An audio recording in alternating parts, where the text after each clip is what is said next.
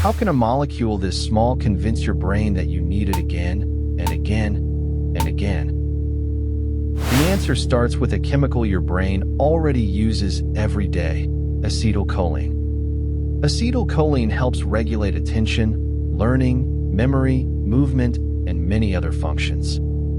And nicotine happens to fit into some of the same receptors. So when nicotine reaches the brain, it can hijack a signaling system that was already there.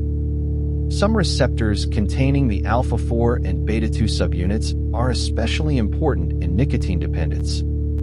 Activating these circuits can increase the firing of dopamine neurons in the brain's reward network. And dopamine does something crucial. It helps the brain learn what is worth repeating. Your brain begins connecting the nicotine with the situation surrounding it. Coffee, a break at work, stress, a certain friend, even a particular place. Eventually, those cues can trigger wanting before nicotine has even arrived. But reinforcement is only part of the story.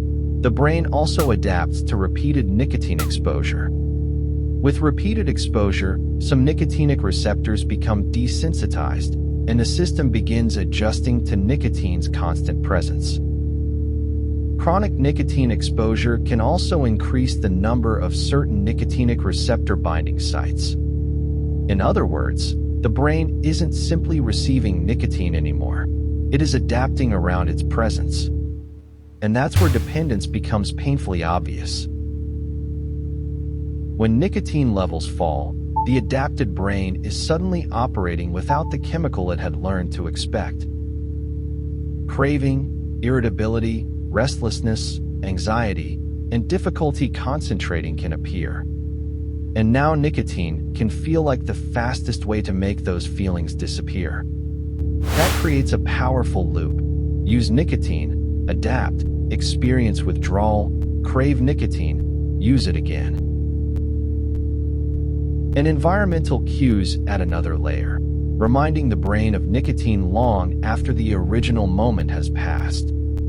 So nicotine addiction isn't simply a matter of liking the feeling. It's a learned biological system in which brain signaling, adaptation, withdrawal, and memory begin working together. The molecule is tiny, but after enough repetition, the system built around it can become very powerful. And that is why quitting nicotine can be much harder than simply deciding not to use it.